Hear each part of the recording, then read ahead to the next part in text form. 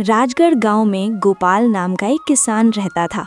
वो ईमानदार, मेहनती और नेक दिल इंसान था, लेकिन किस्मत उससे हमेशा खेल करती रहती थी। पिछले 2 सालों से उसकी खेती बार बार सूखे की मार झेल रही थी। खेत बंजर हो चुके थे और घर में खाने तक का अनाज नहीं बचा था। गोपाल हर सुबह भगवान से यही दुआ करता, हे प्रभु, मेरी मेहनत पर दया कर दो। अब बच्चों को भूखा सोते नहीं देख सकता। एक दिन सुबह सुबह वो खेत में हल लेकर गया।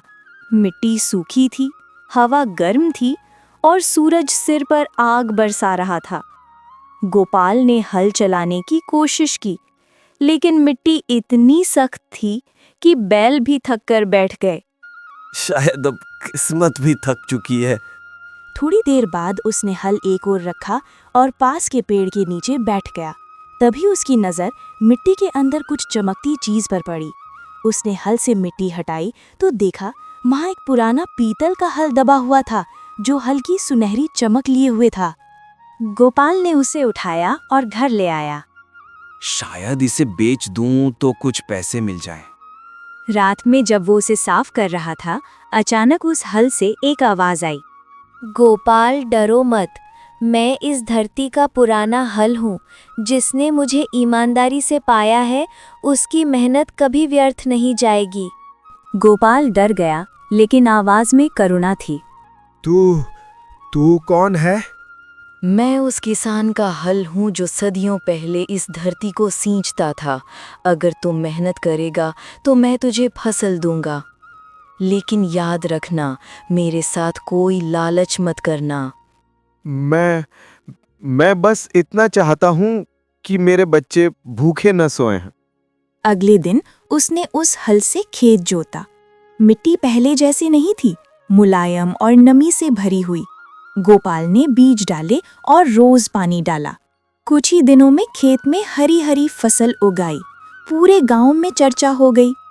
देखो, गोपाल के खेत में तो जादू हो गया। सेठ मोहनलाल, जो गांव का सबसे अमीर और लालची आदमी था, वो मन ही मन सोचने लगा, कुछ तो राज है इसमें, मैं पता लगाऊंगा। गोपाल अब खुश था।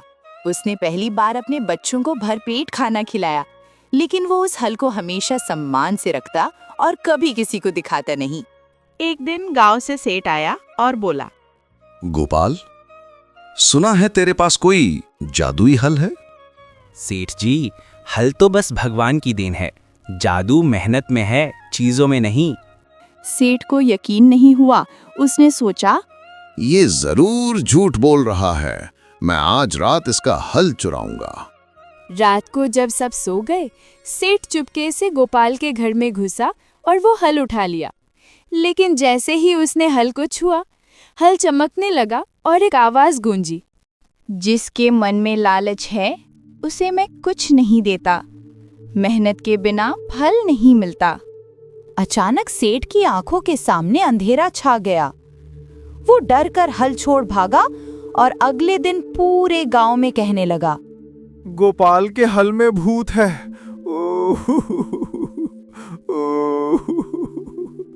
नहीं सेठ जी, उसमें भूत नहीं है, उसमें सच्चाई है। जो मेहनत करता है वही फल पाता है। कुछ ही हफ्तों में गोपाल की फसल तैयार हो गई। गेहूं की बालियां झुकने लगी और पूरे खेत में खुशहाली लौट आई। गांव के लोग उसके पास आए और बोले, भाई गोपाल, हमें भी सिखाओ ऐसा खेती करने का तरीका। मेहनत का तरीका बताने के लिए हल नहीं चाहिए, बस सच्चाई चाहिए। धीरे धीरे गांव के सब किसान मेहनत करने लगे और पूरा राजगढ़ गांव हरा भरा हो गया। एक दिन गोपाल सो रहा था। हॉल से आवाज आने लगी, गोपाल, अब मेरा समय पूरा हुआ। मुझे फिर से धरती को लौटाना होगा। लेकिन तू गया तो खेत सूख जाएंगे। नहीं बेटा, अब खेत तेरे मन की मेहनत से सींचे जाएंगे, हल से नहीं। गोपाल ने हल को वापस उसी जगह मिट्टी में दबा दिया जहां से उसे मिला था और सिर झुकाकर बोला, तूने मुझे सिखाया कि मेहनत ही सबसे बड़ा जादू है। धीरे धीरे हल मिट्टी में समा गया और आकाश में चमक उठी एक सुनहरी किरण। अब राजगढ़ गांव में हर किसान के खेत हरे थे। किसी के घर भूख नहीं थी। लोग कहने लगे, गोपाल ने नहीं, उसकी ईमानदारी ने गांव को अमीर बना दिया। जादू चीजों में नहीं होता, मेहनत में होता है। जिस दिन आदमी खुद पर विश्वास कर ले, उस दिन किस्मत भी झुक जाती है। मोरल ऑफ द स्टोरी, ईमानदारी और मेहनत से किया गया काम ही असली जादू है। लालच हमेशा विनाश लाता है, लेकिन सच्चाई हमेशा फसल देती है।